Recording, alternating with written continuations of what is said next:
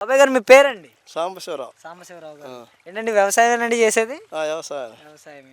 ఏంటండి ఎన్ని ఎకరాలు వేసారు పొలం సుమారుగా? 10 ఎకరాలు వేసాం. 10 ఎకరాలు వేసారు. ఏంటండి ఎలా ఉంది మరి ఇప్పుడు చంద్రబాబు నాయుడు గారు వచ్చి ఒక 7 నెలలు అయితే అవుతుంది కదా, ప్రభుత్వం పరిపాలన ఏ విధంగా కొనసాగుతుంది అనుకుంటున్నారు? రైతులకి ప్రభుత్వం సంబంధం ఏముందండి, మన పని మనం చేసుకుంటూ పోవాల్సిందే. ప్రభుత్వం చేస్తుంది, రైతులకి ప్రభుత్వం సంబంధం లేదుగా.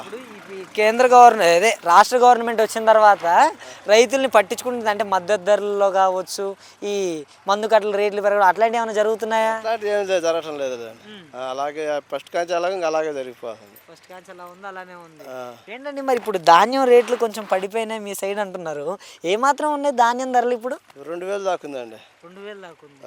కరెక్ట్ ధరేనా అది 2000 అంటే? కరెక్ట్ ధర. ఇప్పుడు మరి కోతలు వస్తే ఎంత తెలుపుతాం కానీ ఇప్పుడు మటుకు 2000 మద్దతు ధర. ఇప్పుడైతే కరెక్ట్ ధరే ఉంది. ఓకే. మరి ఈయన వచ్చిన తర్వాత ఈ సూపర్ 6 అంటూ చెప్పారు కదండి, రైతులకి ఏవో రైతు భరోసా అన్నాడు, కొన్ని పథకాలు ఏవో చెప్పారు. ఇంకా పథకాల సంగతి ఏంటంటారు మరి? ఇంకా దేవుడే ప్రభుత్వానికి కనుక మనం ఏం చెబుతాం. ఆయన వేసినప్పుడు వేసినప్పుడు వేసినప్పుడు ప్రభుత్వం అనుకుంటున్నాను. ఓకే. ఇంకెంత ఉందండి ఇప్పుడు? మిర్చికి ధర ఎంత ఉంది, ధాన్యానికి ఎంత ఉంది, మొక్కజొన్నలు? మిర్చికి పడిపోయింది. మిర్చికి లేదు.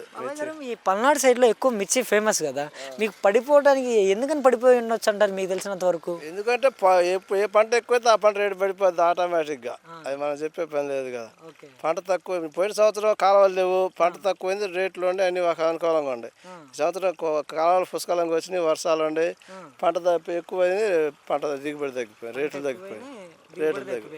అంటే మీ పల్నాడు సైడ్ అసలు మిర్చి బాగా ఎక్కడ చూసినా కూడా మిర్చియే కనిపిస్తుంది, మీ పల్నాడు సైడ్ ఎటు చూసినా కూడా.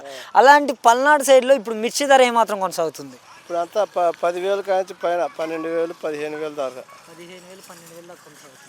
అంటే నిరుడు రేటు ఉందా మిర్చికి? రేట్ లేదు, నిరుడు కూడా లేదు. నిరుడు రేట్ లేదు ఈ సంవత్సరం.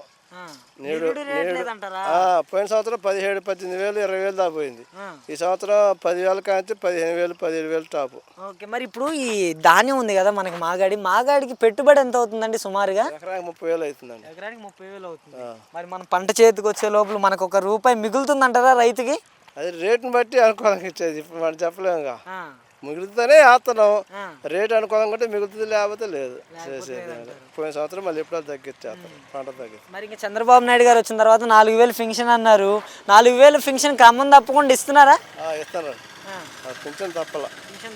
ఏరే పరిస్థితి లేవు కానీ పింఛన్ మటు కరెక్ట్గానే ఇస్తాం.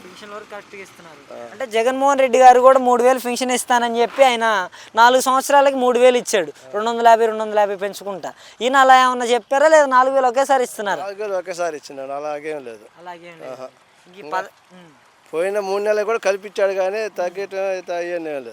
పథకాలు అయితే ఇంకా కొన్ని అమలు కాలేదంట.